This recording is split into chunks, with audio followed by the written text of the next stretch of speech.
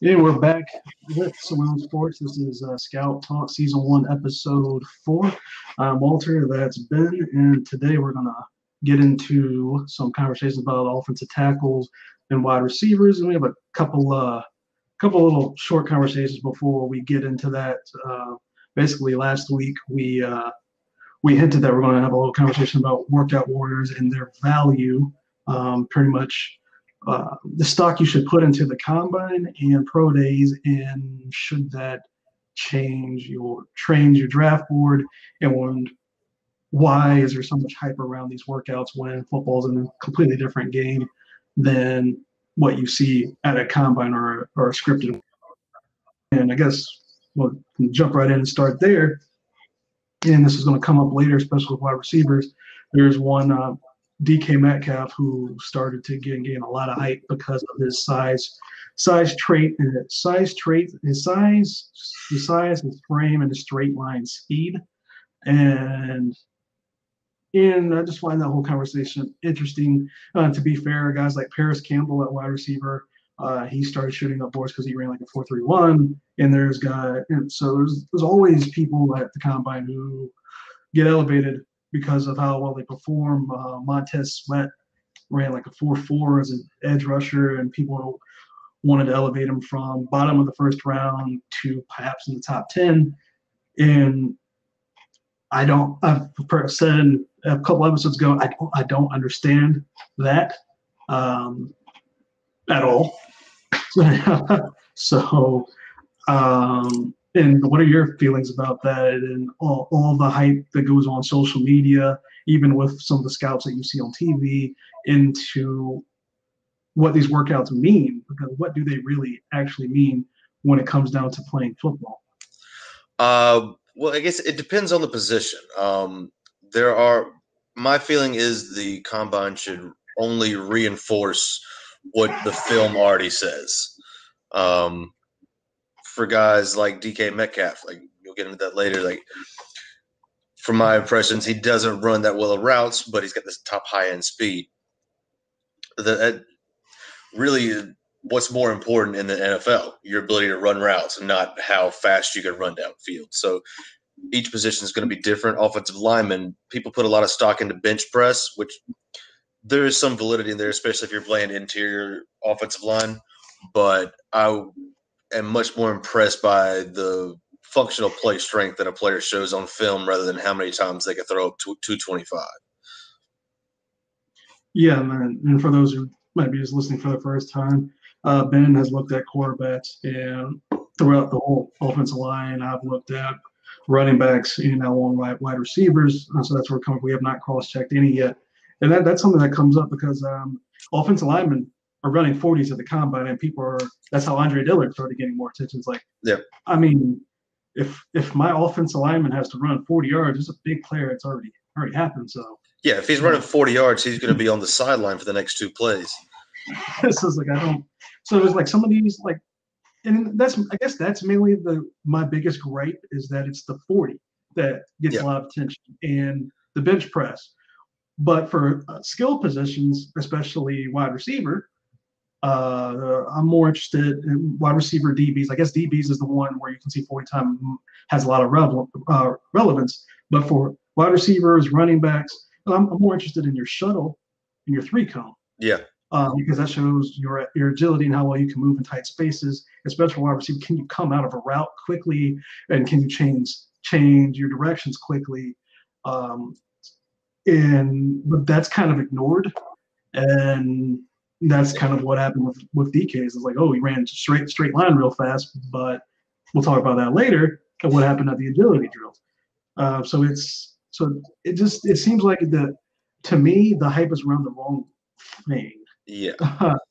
For offensive linemen, I tend to for there's certain drills at the combine, like the broad jump, that I put a little stock into just because it shows the lower body explosion that a lineman would have, which would help project them being able to like roll their hips and finish blocks.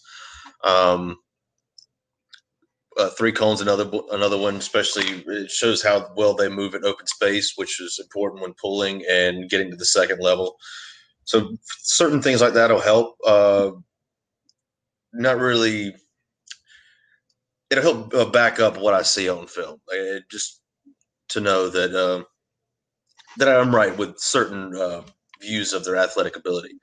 Um, as far as going back to the 40, another example of that from a few years ago would be Chris Johnson. I think he was probably your second or third uh, projection at that point, but running that 4.24 40 really opened up some eyes and had scouts look at more of his film, and that's what helped him go in the first round. So it can help players, but it can also hurt them. So it really just depends on that particular scout.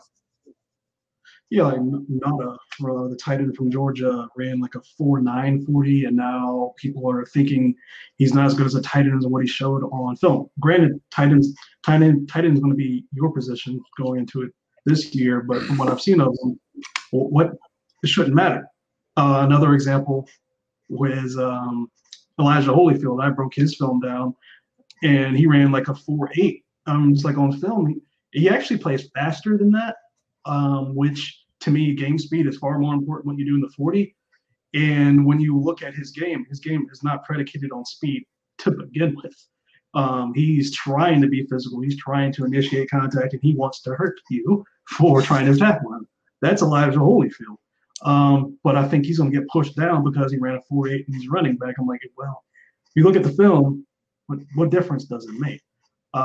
So there's things like that that just annoy me because what are you expecting for? But what can he do? Is like, and is that what they're trying to do on film anyway?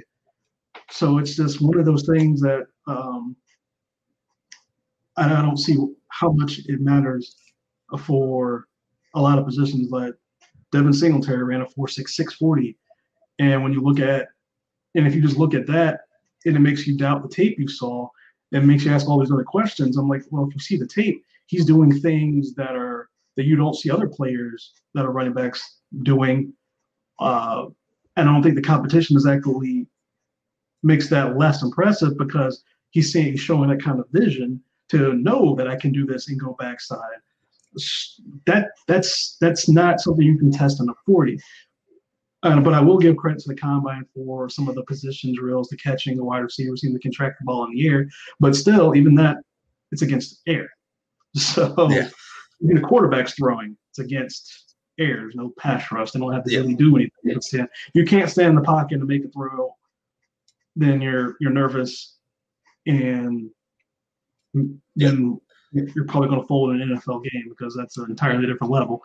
Especially if you're from a smaller school. So I mean, there's just so much there. There's so much weight is put on the combine and attention and put on that it shoots players up a round or two or can drop them a round or two. And I'm just like, that should never be the case. Yeah. Because if you're doing that, you're doubting how intensive your film research was, and that's a problem on you as a scout and not on the player. Yes, absolutely. And I guess that can transition to our next topic. Pretty much, we're looking at safe versus splash pick, which is like, do you want to draft on the traits or you want to draft on immediate production? And that's kind of a continuing conversation that we've been having on how do you draft and how do you set your board. The more I look at it, the more it seems like a lot of people are basing their boards off of traits and potential other than immediate production. That is against my natural instincts to want to do, especially if I'm doing that in the first 2 rounds. Like, why? This is why. And again, that's going to transition into some of the players I talk about. Like, if I'm drafting someone in the first 2 rounds, I want them to produce right now. I don't want them to be a project that early. Maybe in the first 3 rounds. I want to know what I'm getting from you season 1 and 2, not seasons 3 and 4. That's until your rookie contract's over. I'm going to need you to produce immediately, or I'm going to spend money in free agency, and I don't really like doing that. So that's just, when you're looking at it, is that something that you see, or is it something you think about? Is like, what can this player turn to, or what can he do immediately for me? Yeah, I think the biggest issue with that is where you're drafting, especially if you're in the top 10. You want your team is probably not that good to begin with from the previous season, so you want somebody that's going to come in and make an immediate impact, especially in the top with your top 2 or 3 picks, like you said. Um, if you're drafting towards the end of the first round and your team made the playoffs last year, maybe you start to look at somebody who could help you a few years down the road if you've got a veteran already in place and you're thinking about severing ties with them.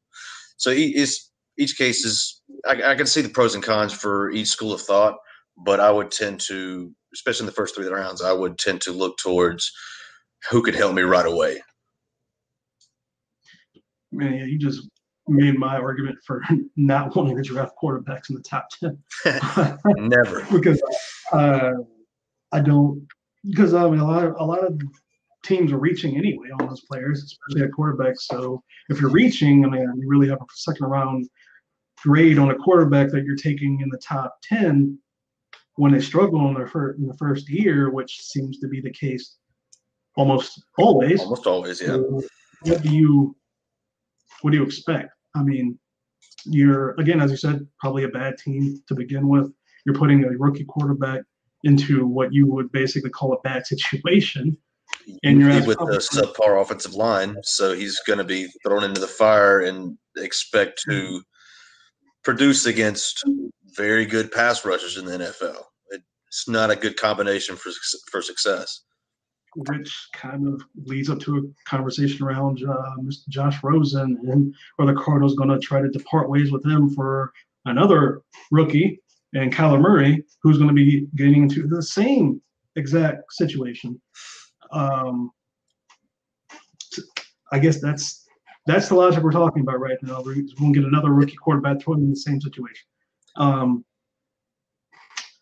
mean, the Cardinals did hire a head coach that was just fired from Texas Tech with a sub 500 record. So, I mean, they're going to probably do whatever he wants, I guess. So yeah, he would have the final say, but I think drafting Kyler is gonna set him back another year when he can use that top. I would trade down from that top pick, but I guess that's a different conversation entirely. Yeah, I mean, yeah. I mean, I guess we can touch on that a bit since we looked at a couple. We haven't gotten to the edge rushers yet, but there's definitely there's some defensive players and some offensive linemen that you can draft in the first round, because my first round grades are on defensive tackles thus far, and you have a couple on offensive linemen. So, I mean, that's a good place to start. Let's say offensive line, if you want to help a quarterback, you can do that.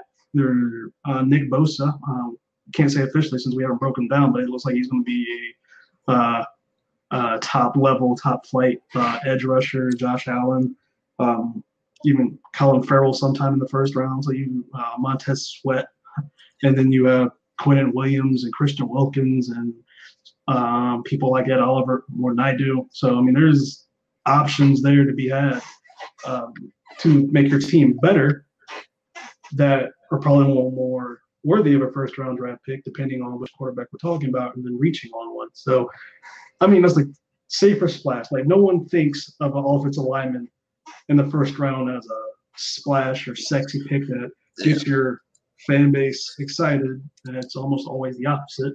It's like, oh, offensive lineman, who cares? I'm like, well. Unfortunately, offensive lineman will never be a sexy pick. Unless you're a Giants fan who's watched their offensive line for the last 5 years and you're just excited about adding some depth on the offensive line. But they tried that. They tried with big free agency signings that they overpaid for.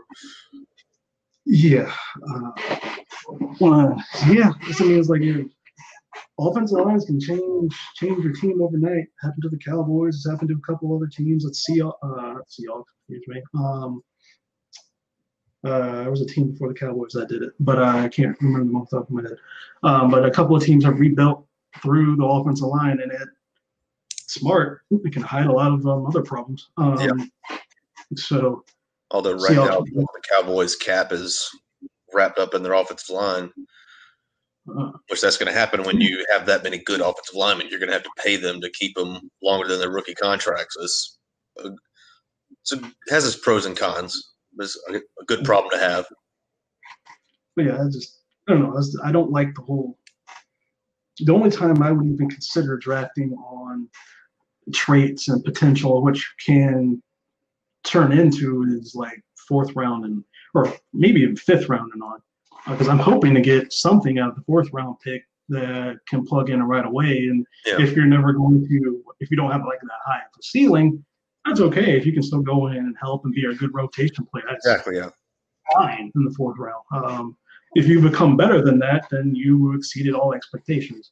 And if you're a sixth round draft pick and you turn into a starter, no one expected that out of you. And if you're undrafted rookie free agent and you become, I don't know, a Pro Bowler and set franchise records in passing, then shouldn't be called a bad player. But that's a different story. No idea who I could be talking about there. So it's like, yeah, when you're drafting, to me, it's like I want someone who's going to go produce rather than someone who has like the lowest of floors who can go and maybe turn into a first round bust. That's the worst thing possible, is getting a pick in the first round, have all that invested into a player, and then you don't pick up their rookie option. That just means that player failed for you. Which Cowboys might be looking at with Taco after next year. So they were looking at that with Byron Jones, and now he was an All-Pro. Yeah. Position switches sometimes can work, I guess. Coaching matters. So, coaching can matter. So I mean, yeah, that's some of the things looking at. I guess the pluses and minuses. I guess I'm on the side of I don't see a great plus to drafting on potential in the early rounds, which is a lot of the way people are addressing the boards. It seems like they're doing that, unless they're looking at the film and they see some things that I just don't see in certain players. Then I'm like, there's no way you honestly think they're going to go produce right now. So I mean, I guess that's aside from running back. I think you can just find people that can produce throughout the draft. It doesn't. That's why I don't value first round running backs. As long as you have a solid offensive line, you can pretty much plug in any running back to get you 4 or 5 yards of carry. And the way the NFL is right now, yeah, it's getting to be that. It's like, why you must be an elite level player to at running back to be drafted in the first round at this point, in my opinion. You got to be a Saquon Barkley type to should even be considered otherwise. So yeah, I mean that's kind of where I'm at on that conversation. I guess we can get into the offensive tackles now, and talk about the guys that you have taken a peek at over the past week. Yeah, so just to bring back my top 10, we're just going to go through it. Jawan Taylor out of Florida, Dalton Risner out of Kansas State, Jonah Williams out of Alabama, Cody Ford out of Oklahoma, Bobby Evans out of Oklahoma, Greg Little out of Ole Miss, Andre Dillard at number 7 out of Washington State, David Edwards out of Wisconsin, Caleb McGarry out of Washington, and number 10 was Yadni Kajust out of West Virginia. So starting off with number 11 is Dennis Daly out of South Carolina. He's 6'5", 317. I got him graded as a mid-round third. I imagine he'll go somewhere between the third and the fifth round. He's a JUCO transfer. He can adjust to defensive line stunts, but the delayed blitz can catch him off guard, so he's going to need to work on his awareness there. He plays with a lot of functional strength, kind of lacks the explosion to really finish through his blocks, but he's strong enough to take on the SEC defensive line. Like he played pretty well for a JUCO transfer. In run blocking, he's got inconsistent landmarks, so he'll need to be coached up on that a little bit better to have consistent success in the run game. But he's still capable of opening up big holes with his strength. He's sluggish off the line, and speed brushers will give him trouble. at the next level. In pass pro, he's strong enough to anchor down versus the bull rush, so that's good to see.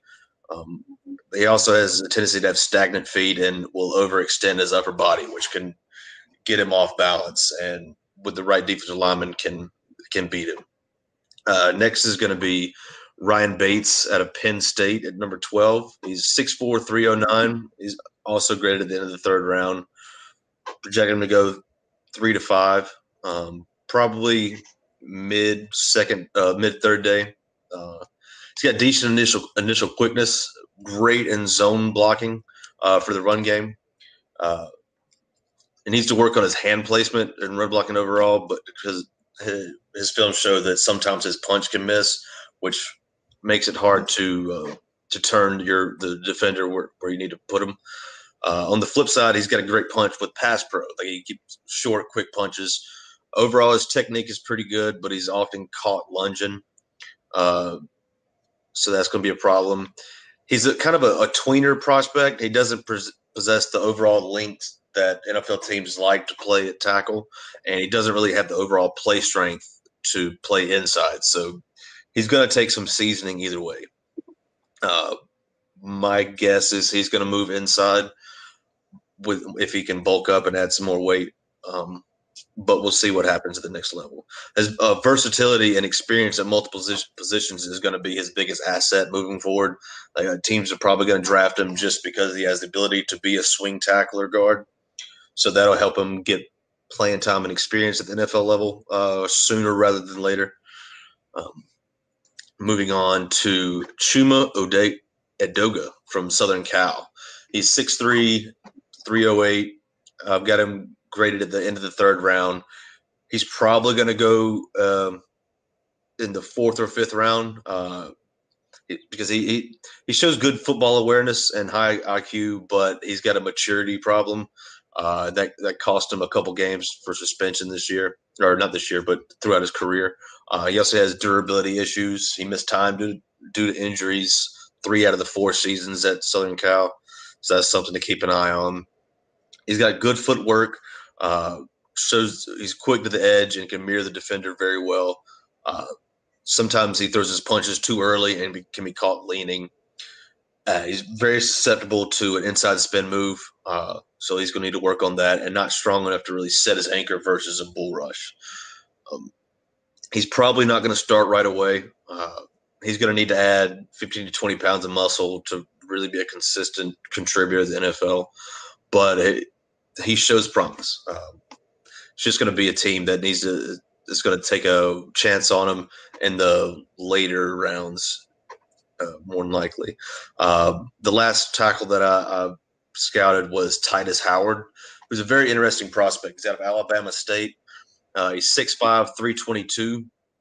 He was a high school quarterback and a basketball star, recruited as a tight end, but moved to offensive tackle during his redshirt season. I've got him graded at the very end of the third round. Just a few points different to be in the fourth round, but I expect him to be taken somewhere between the fourth and fifth or sixth round because he's still a project player. Like, he doesn't have a whole lot of experience on the offensive line, but he's shown promise and his ability to learn the position over the last 4 years. So teams are going to like his overall athleticism because he's just an exceptional athlete. He's got good flexibility, but he lacks the overall play strength that you need to play tackle. That's something that's just going to come with time because he's added a whole lot of weight to his frame late in his teenage years to early adulthood. So it's going to take time to kind of mold that into the play strength you need to play tackle at the NFL level. He can handle the speed rush, but fails to pick up delayed blitzes. Still very raw. I expect him to – he might see some playing time in his first NFL season, but likely not. If injuries happen, he has to get thrown in. But that can be said for any rookie tackle moving forward. But either way, he's an intriguing prospect. I probably wouldn't take him before the fifth, but that's just me. And going back to your list, where did you say you had Andre Dillard at? Andre Dillard. I've got Andre Yeah. Dillard as my 7th overall tackle, but Yeah, still, it's like a top of the second grade on him. So I still think he's good. It's just a lot of my guys in the top 8 are really, there isn't a whole lot of there's not a big gap between my top 8. After looking at the film, I think there's just a lot of good tackles in this draft. yeah, it seems like this. Yeah, the draft is very top heavy at offensive tackle, defense, or offensive line, defensive line. That's just the way I think it's going to end up being in on draft day. There's going to be a lot of, I guess, as we talked about, non-sexy picks in the first round. That I guess teams kind of get excited about edge rushers, but other than that, I'm not too sure. But yeah, it's definitely interesting. It looks like tackle might stretch a bit. Like it seems to be like a lot of. I guess you've gone through a lot of offensive linemen. It seems like there's a lot of mid to late round depth there as well. Yeah, there's at least at the tackle. I haven't gotten into like the later interior linemen because after getting through about 10 of those, there was a big drop off from like the top 3 interior linemen, 3 or 4, and so we'll see if that trend continues. Okay, and I guess we can we'll jump into the wide receivers and just do a little recap looking at the draft board of who we talked about last week. And I had King Butler out of Iowa State. He was the top. He's basically top of the third, cusp of into the second. And then Paris Campbell, literally the same exact grade. And then we had A.J. Brown, top of the third. Then Hollywood Brown, I'm a little bit lower on than most people. Actually, a lot of the lower on than most people. Had him as a mid-third, and N'Keal Harry as the end of the third. And so, yeah, but a lot of these guys are just by the nature of it are going to get bumped up around. I think you guys like Campbell, Butler, and Brown are going to be somewhere in the second round. And Hollywood Brown has potential going or first or second, just depends on who likes his upside more than some of the things that scare you. So those are the ones we looked at there. But we have actually after breaking down 4 more wide receivers, have a new number 1 that's surpassed Hakeem Butler, which is a J.J. Arcega-Whiteside out of Stanford. And let's take a look at Mr. Arcega-Whiteside. Actually comes from his mother and his father played basketball, and it shows up in the way this guy plays wide receiver. He didn't do anything at the combine other than interviews and get measured and weighed in. He didn't do any drills, didn't run, didn't do anything. And the Stanford combine or Stanford Pro Day is until April 4th. So there's been nothing there. He's expected to run between like 4.55 and 4.60. At least that's what I'm guessing by watching his game speed. So that's what I'm measuring it at. This guy is an extremely impressive athlete. Like he is balanced, he is coordinated, he's flexible. He uses his body well. He doesn't have the quickest of feet or the quickest changes of direction, but he does have good game speed. And when we look at how competitive he's extremely productive when you look at his tape and look at his career at Stanford, even though they are typically have been a run first offense, especially with Bryce Love there over the past couple of years. But he's productive. He's a consistent player. He's a team player. Yeah, he's willing to block. He's willing to do all the things that you look at. The guy, he improved throughout his career. So it seems like he can retain and learn the position. He has great instincts as well. And he also seems to be a great guy off the field and is concentrated. And seems to always have a good level head and concentrate while he's on the field. I mean, there's just a lot of things I like him. I mean, he can make explosive plays, big plays, especially down in the red zone. He literally boxes out DBs, and it looks like he's going up for a rebound, and he high points the ball, snatches it out of the air, and gets touchdowns. Like some of the tape I looked at him, and he just does that with ease. And you have to be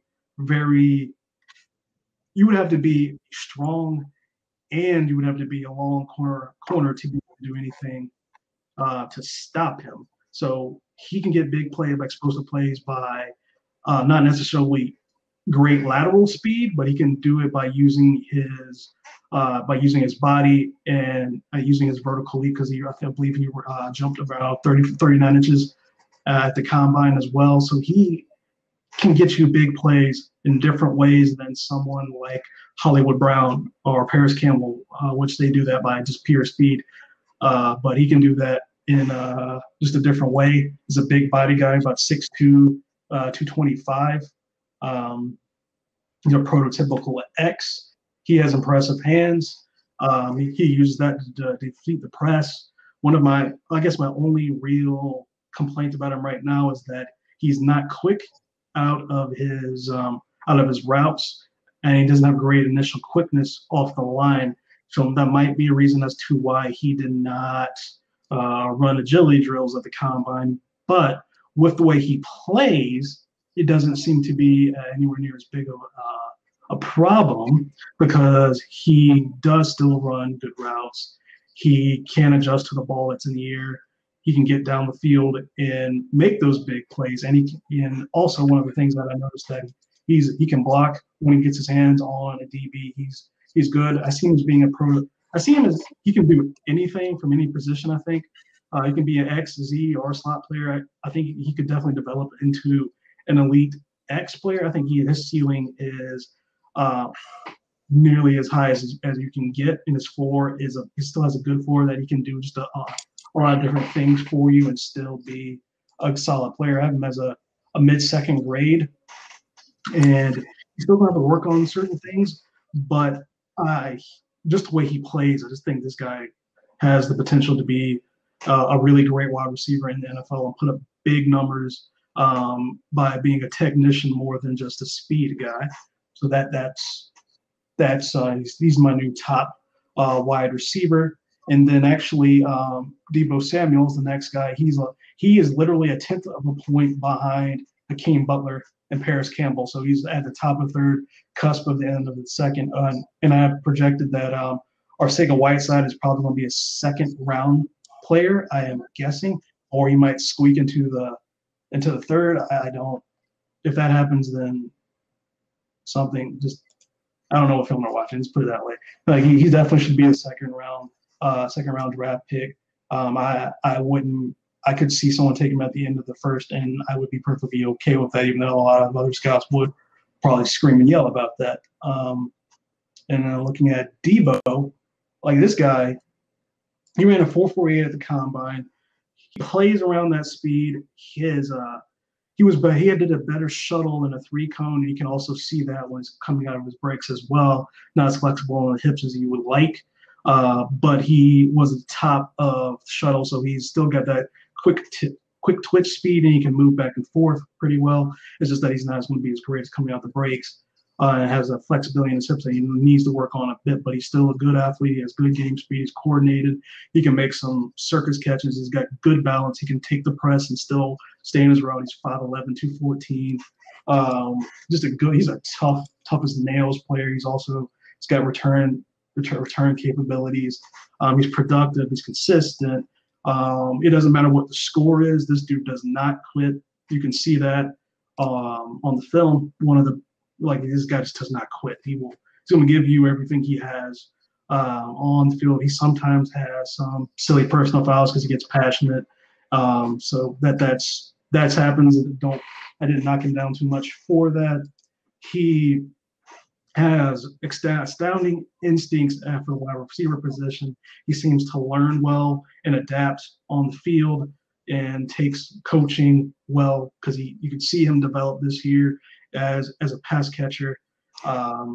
He's just one of the big things that is a knock against him. He has a history of lower body injury, especially hamstring. And someone NFL.com reports that there was a scout saying that there was concern about his hamstrings in the league. He also had a broken leg, but a break heals better than hamstrings, which can just be an issue for someone's entire career. But with that said, this guy's tough, and if he can play through something, he's going to play through it.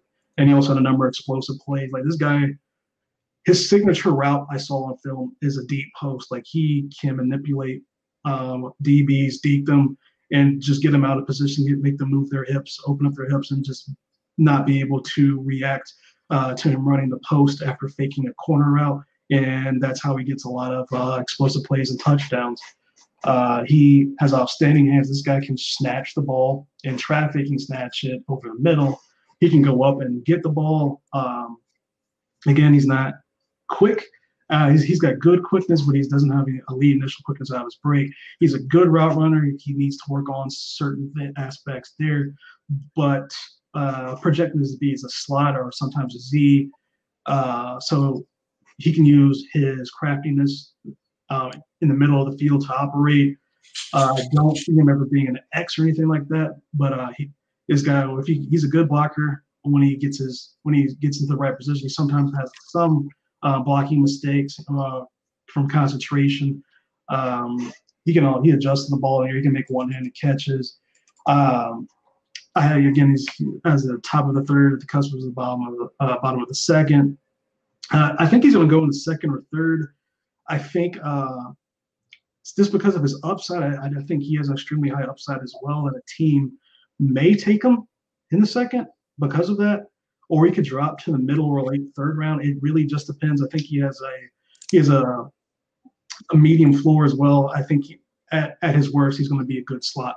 He's going to be a productive slot player at his worst. I don't think he has a huge a floor problem or concerns there. The biggest concern with him is going to be his lower body injuries and his hamstring. But I think he's going to be able to learn to clean up his route running and get better there and get better in his release. I think he should be fine there. But I think for some of the issues there, he can improve. But yeah, he's a good player. He's my fourth wide receiver so far. And after him, we get to Mr. DK Metcalf. Hinted at a couple of times. Yeah, he as of right now through 9 wide receivers, he is my sixth. And we'll talk about Mr. Metcalf right now. Well, he ran a 4.33 40 at the combine, which got him a lot of attention. Some scouts before that were amazed by a 6'3", 228-pound frame and his absurdly ripped up body. But again, he's a wide receiver. You don't need to look like a linebacker, and it's not exactly efficient to look like a linebacker as a wide receiver. And the thing is, he does not play like 4.33 on the field at all. As a comparison, A.J. Brown ran a 4.49 at the combine, and Adebo Samuel ran like a 4.48. That's how fast DK Metcalf plays. He does not play as an elite 4.33 runner. For example, Paris Campbell 4.31 and Hollywood Brown was around that as well. Both of those players look far faster than he does during games, which is where it's really important. And where I think it comes down to is that his 3-cone is 20 and his 20-yard shuttle times were abysmal for a wide receiver position. And then you can see that stiffness on the field. He does have problems coming out of breaks. He does not look fluid at all. He does not look flexible. He does not exactly always look coordinated either. But he does have good balance because of his strength. He's outstanding balance because of his strength. He's hard to knock off his position. And he's good feet. He's not exactly extremely fast with his feet, but he can be fast at the line of scrimmage at times when a cornerback doesn't have good leverage or good technique. He can take advantage of that and do what he does well, straight line speed. If he can do that, then that's where he gets dangerous. Big thing about Metcalf is that he disappears against top-level corners. He played against Greedy Williams this year from LSU, and that was alarming tape for DK Metcalf. I watched that game. That stood out. Pretty much, he only was able to make catches when Greedy was playing 10 to 12 yards off of him. Yeah, when Greedy is, I believe he's around 30 pounds lighter than DK, but when Greedy played up on him, he was able to stop everything when DK was trying to run deep routes. He was not good enough route runner to deke or manipulate him, and Greedy didn't bite on anything, and he just took him away. So that's a problem. He doesn't show up in clutch games. Production was a little bit down. Again, there's that talk about Ole Miss because of the system they run. He mostly ran 6-yard hitches and go routes and double moves. That's about all you really saw from him. So I'm not sure if it was because of coaching that he didn't seem to get polished as a wide receiver, or it was his aptitude learning the position, because he doesn't have the natural instincts. He has solid instincts. They're definitely not good or above that. But again, A.J. Brown, same system, who I do have ranked just a bit above DK, was able to do more finer things at wide receiver, and is definitely a far more polished wide receiver as far as route running and technique and all those things than DK. And DK also has concentration problems. He has drops you don't expect him to have, and he loses track of where he is on the field. He can go out of bounds and come in and catch the ball as well. One of the biggest hype parts of DK is his explosive plays. He does have great straight line speed, and when he has the ability to show that he can make big play after big play, it's just how is that going to translate over to cornerbacks that are just better than the competition that he saw a lot of the time. And he also has a durability question because he had 2 season-ending injuries while he was at Ole Miss and missed a lot of time. So that is something to worry about. And he's really extremely muscular at a wide receiver position, so he's susceptible to muscle tears from all the cutting he's going to have to do. So his injury history is going to be a question. And he's a legit deep threat. He can run after the catch well. If he only has to make one move and one cut, he can get upfield. But other than that, he's got good initial quickness, but he doesn't get a great clean release. His route running is inconsistent. Coming out of the break is inconsistent. He can adjust to the ball because of the stiffness isn't as great, but he can be a deep threat if he doesn't have to jump and high point the ball and all those type of things. So, but the thing with DK is that he has an extremely high ceiling. I have it up there with Marcega Whiteside, because he has the ability to be an elite X wide receiver in the NFL. It's just that I don't see him being a slot because he doesn't have that flexibility, the hip movement, the route running ability to do that. Even for a Z, it would be a problem. So he's an extremely, extremely high floor and low ceiling type of player.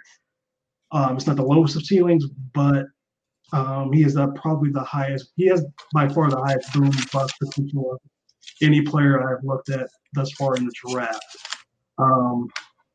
Again, having the top of the third, but he's likely to go in the first round. Almost certainly going to go somewhere in the first round. I would not do that. Let's just put it that way. He's going to need a lot of work with the wide receiver coach. He can thrive. He can thrive in a situation if he lands in a place where he's the third or fourth passing option in his rookie season. If you expect him to be the guy his first year, I do not see that working well at all. And lastly, we have Riley Reed, Georgia, which I honestly expected going into enjoy his tape a little bit more, but I do have him as a end of the third round. He ran a 4.58 at the combine. He plays almost exactly at that speed. He wasn't a top performer at any of the agility drills either. That also matches the tape. He does have problems coming out of his breaks, changing directions and flexibility, but he is extremely coordinating and can make some tough catches. He also gets quiet against upper level competition. He doesn't always sell out the block, but he doesn't quit on his team. at all. He does put up solid production when given the chance, especially within a pass or a run-happy Georgia Bulldogs offense. He did fail. He did have an off-field marijuana arrest, which caused him to be suspended in a game earlier in his career, which in the current state of the NFL, that's a big thing to worry about. He has some concentration drops at times. It can lose his focus and blocking as well. He does show the aptitude to learn and retain the finer points of being a wide receiver. I do see ability where he do see the potential where he can learn to become a good route runner. He has good play strength as well. He's had some injury concerns, and he has a really light frame. He's 6'3", or 6'1", 199. He's a little slight. So he's susceptible to some more injuries. He has some explosive plays, but I don't really see that being something he's going to be exceptional at the next level. He's going to be more of a possession receiver. He's a good route runner. I think he's a very good route runner, and he would be elite if he had better quickness off the line. He could be more explosive out of his breaks, but I'm not sure if he's ever going to get to that level. He does have the potential to get better, though. He does have his body control, and he also needs to have more consistent, effective steps when he's running his routes to deke and manipulate defenders. He can adjust to the ball. He shows good hands at times. I expect him to be a Z, and they can also play in the slot. I don't ever expect him to be an X because of his body frame and whatnot. And I don't think he's going to ever be that great against press, even though he can. Yeah, he's not good right now against press, so an X would not be good. Again, my mathematical grade for him is the end of the third. I do think he has a high ceiling, and I project him to go in the second or third due to that high ceiling, and he has a medium floor. His potential is probably what's going to boost him up into the second round. That he's going to have to work with his wide receiver coach to develop. But again, I think he has the potential to be at least an adequate receiver, outside receiver in the NFL with the flexibility to play in the slot as well. I think it's going to take him at least to his third season to settle in, which is normal for receivers. But that's what I've got for those guys. So there's a lot at wide receiver. So to pretty much dive into with those guys, it's just you hear a lot of talk about DK Metcalf being top 15 and whatnot. And looking at his tape, I don't see that in the least bit. It's not there. Teams I just don't understand. By looking at the tape, I don't get it. There's one thing to put up big plays against college defenders. He does have the straight line speed. You can see that. Well, when it comes to him having to run a route to get open, no chance. And he doesn't have that route tree. He doesn't probably have any experience running those route trees, so he's going to be coached up there. He's going to have to improve his hands. So, and because of his lack of flexibility and hip movement and ability to move, if he doesn't lose weight, he's going to be specifically an X receiver. That means he's probably going to draw the best corner. It's going to be easy to bracket him if the team's actually afraid of his speed. And I see that as being a lose-lose situation, especially the tape against Greedy Williams, who is expected to be a good cornerback in the NFL. That tape alone was alarming of just how he had no chance. So is there a potential to be a great? The famous comparison you see floating around everywhere is Josh Gordon. I don't understand what tape that is in. He gets down the field, yes, but I don't know. It's just not there on tape for me. Yeah, I would not be comfortable taking him until the bottom of the second, top of the third, like where my mathematical grade came out is where I would feel comfortable drafting him. But he does have that high potential to be an elite X receiver. It's just that he has so much bust potential to not ever develop anymore if he stays at the same frame and doesn't ever develop route running. There's only so much you can do with speed.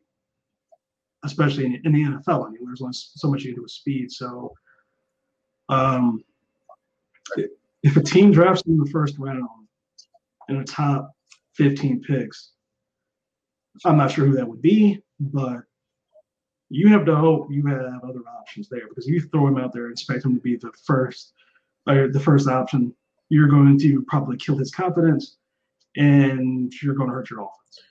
Yeah, it's surprising to hear that people are actually comparing him to Josh Gordon. I mean, the only tape I've seen of him was when I was watching Jordan Ta'amu, and he looked more of he didn't have the quickness that Josh Gordon possesses, especially not underneath. No. If anything, I'd say he's more of an Alshon Jeffrey who can go downfield and catch you those jump balls. But yeah, I believe he jumped a 40-inch vertical. Thing is, with him, I don't always see him going up in a high point of the ball. He does not look like a natural catcher. Yeah.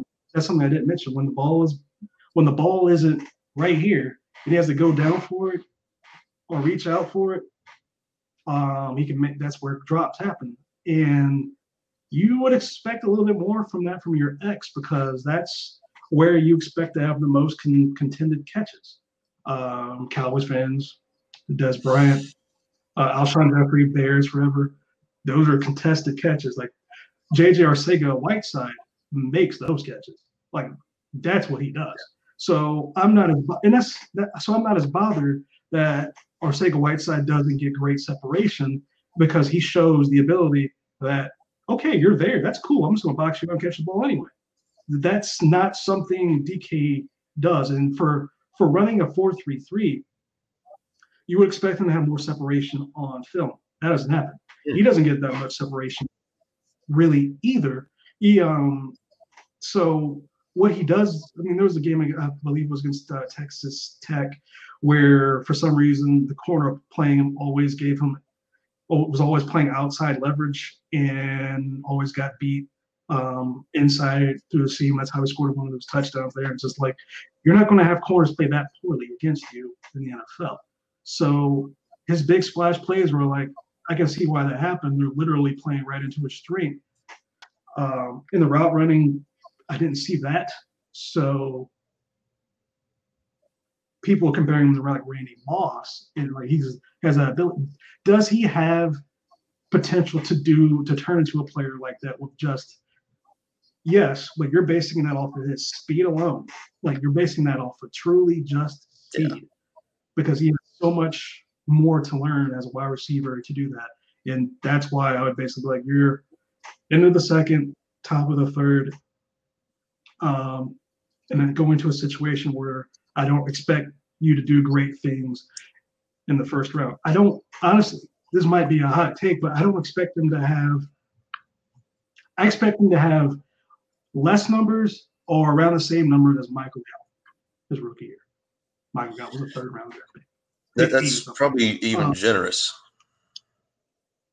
So, and Gallup actually would have even better numbers if certain throws were missed. So it's just, I don't know what people see on tape, rather than they see this freak, physical looking specimen, 6'3", 228 yoked to his brain cells, and can run straight lines extremely well.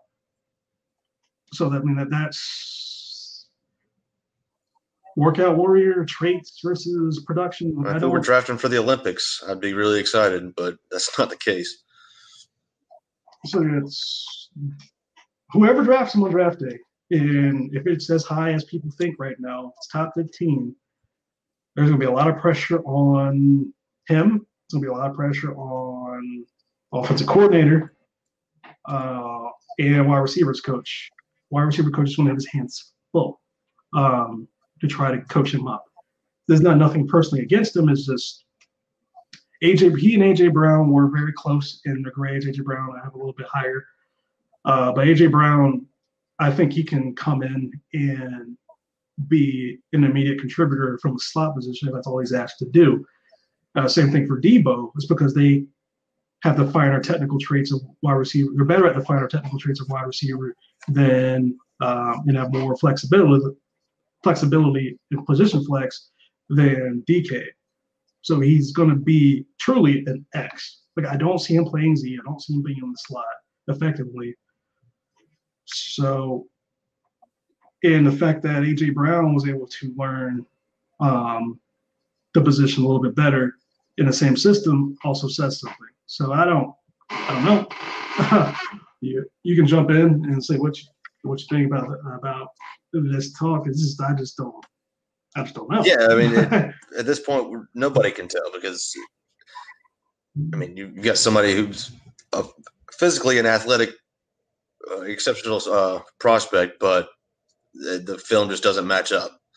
I'm gonna tend to believe what I see on film as opposed to what he does in the weight room. Yeah, his bench was like 27 reps or something. Like it's more than half of the linemen that I've covered so far. So it shows that he's dedicated to the weight room, but certain people that are more on the side of it, he definitely doesn't have first round tape or saying he needs to turn in the weight room for a yoga mat. And it makes sense. He needs to be more flexible. I think he needs to drop at least 15 pounds. He needs to get flexible, in my opinion. People will probably call me crazy for saying that. He needs to be able to probably pick up yoga, move more. Yeah, it was like, yeah, it's turn and get a yoga mat. So I mean that's DK on the DK Metcalf. I know I'm in the minority there on where he should be drafted, but I mean, yeah, he has the potential. It's just is the potential worth where he's going to be drafted? I guess is the question. So I think the latest projection was him going to Green Bay in the first. Well, I mean, you get to play with Aaron Rodgers, so I mean that would. He's going to make you look better than you actually are. But at this point, he would probably be the number one. And he'd be asked to be the number one. No. I mean, probably. They still have Devontae Adams, so no, that's probably not right. So I mean, I don't. That might not even be the bet. Like Cobb is gone, Nelson's gone. So yeah, I mean, I don't.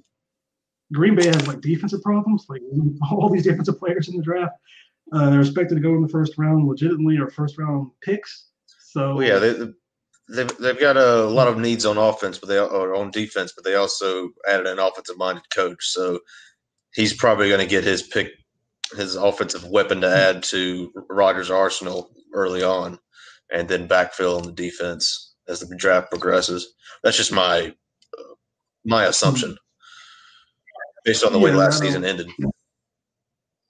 Yeah, I mean, that might be the best case scenario for DK if he's going to get picked in the first round. I think there's better options, but again, playing with Aaron Rodgers can't hurt you. So, but they're a pass first team. I don't know. Like I would like let's just say if he went to the Eagles or Redskins, or I wouldn't hate that. No. I wouldn't say, hey Byron, go check. Or actually, New York's got an opening as their number one wide receiver now. Oh yeah, they do. That's a different story. Yeah, it's so. Yeah, I mean, someone's going to take a gamble. It might pay off. It may not. Wide receivers in his build over the past 10 years haven't really worked out that much in the first round. So we'll see. I wouldn't do it, but especially with all this defensive talent, defensive line, and all these offensive tackles that can go in the first round, I'll be like, I'm gonna rather be safe. But yeah, I guess that's why they draft. That's why teams have these conversations. And we got like a minute left. If anything else you want to add before we come to a close? Not really. We really went into the whole workout warrior thing on multiple aspects throughout the show. I think we touched on a good part of it. Yeah, and I guess next week we'll might dive into more wide receivers and pretty much I think more guards. I guess we'll see how far we get during the week scouting, but The draft is coming about a month, so we're going to try to get out as many as we can. And I guess we'll be back next week with Saloon Sports Scout Talk. Have a good one.